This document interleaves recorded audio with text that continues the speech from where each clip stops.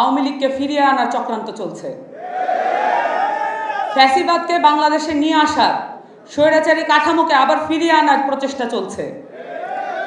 বাংলাদেশের যে রাজনৈতিক প্রেক্ষাপট, এই প্রেক্ষাপটে সবসময় যুব এবং তরুণদের একটি দখলের ব্যাপার ছিল এবং দেখা গেছে যে বাংলাদেশের রাজনৈতিক প্রেক্ষাপটে যখনই এমন কোনো জুলুম নির্যাতন নেমে এসেছে, তার পরবর্তীতেই আমরা দেখেছি তরুণদের, ছাত্রদের এবং যুবদের এবং কৃষক শ্রমিক জনতাও যখন নেমে এসেছে, তার মধ্যের অংশটা বয়সের দিক থেকে যুব এবং তরুণরা ছিলেন। আমাদের রাজনীতি, সামনের রাজনীতি অবশ্যই এবং এই যুব এবং তরুণদেরকে মাথায় নিয়ে করতে হবে। এছাড়া বাংলাদেশের আর কোনো পথ নাই। কারণ বাংলাদেশের যত সৃজনশীল ভূমিকা আছে, বাংলাদেশের যত উদ্যোগী তরুণ আছে, বাংলাদেশের যত উদ্যমী তরুণ আছে, প্রত্যেকেই বাংলাদেশকে পুনর্গঠনের স্বপ্ন নিয়ে এখন বিভোর। কিন্তু আমরা পরিষ্কারভাবে দেখতে পাচ্ছি বাংলাদেশে রাজনৈতিক পক্ষগুলো, রাজনৈতিক শক্তিগুলো এই স্বপ্নকে স্বপ্নভঙ্গে রূপান্তরিত করার জন্য ক্রমাগত কাজ করে যাচ্ছে। আপনারা যদি ইদানিং মিডিয়া প্রেজেন্স দেখেন, টকশোগুলো দেখেন, খুব স্বাভাবিকভাবেই লক্ষ্য করবেন এখানে আওয়ামী লীগকে প্রাসঙ্গিক করার, আওয়ামী লীগকে ফিরিয়ে আনার চক্রান্ত চলছে। ফ্যাসিবাদকে বাংলাদেশে নিয়ে আসার, স্বৈরাচারী কাঠামোকে আবার ফিরিয়ে আনার প্রচেষ্টা চলছে।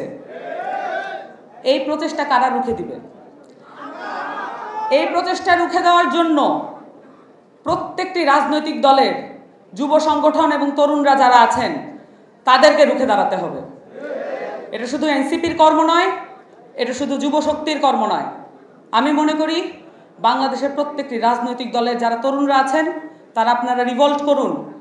প্রত্যেকটি রাজনৈতিক দলে যারা স্বপ্ন উদ্যমী আছেন এবং স্বপ্ন বিভোর আছেন, যারা বাংলাদেশকে নতুন করে সাজাতে চান, পুনর্গঠন করতে চান, তাদেরকে রিভল্ট করতে হবে।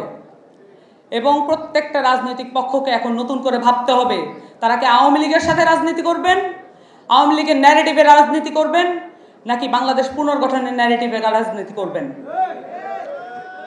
বাংলাদেশে যত ধরনের যুব সংগঠন আছে, তরুণদের যত পক্ষ আছে, সব থেকে আলাদাভাবে কাজ করার একটা সংগঠন হচ্ছে যুবশক্তি। জাতীয় যুবশক্তির এই আবির্ভাব এবং আন্তর্জাতিক যুব দিবসকে পালনের যে উদ্যোগ জাতীয় যুবশক্তি দেখিয়েছে, এর মাধ্যমে আমরা একটা বার্তা দিতে চাই। এই বার্তাটা হলো বাংলাদেশকে হারিয়ে দেওয়ার যে প্রচেষ্টা আমরা দেখছি, ফ্যাসিবাদদের সাথে মিলে গিয়ে, ফ্যাসিবাদীদের সাথে শক্তি সমন্বয় ঘটিয়ে যারা করার চেষ্টা করছেন, এই মিডিয়া স্ট্যাবলিশমেন্ট, এই আর্মি স্ট্যাবলিশমেন্ট, এই যত আমলাতান্ত্রিক জটিলতা আছে, এরা যারা একসাথে মিলে আমাদেরকে পরাজিত করবার চেষ্টা করছেন, সেটা সফল হতে দেওয়া যাবে না। সকলকে শক্তিশালী ভূমিকা পালন করতে হবে, রাজনৈতিক ময়দান ছেড়ে যাওয়া যাবে না।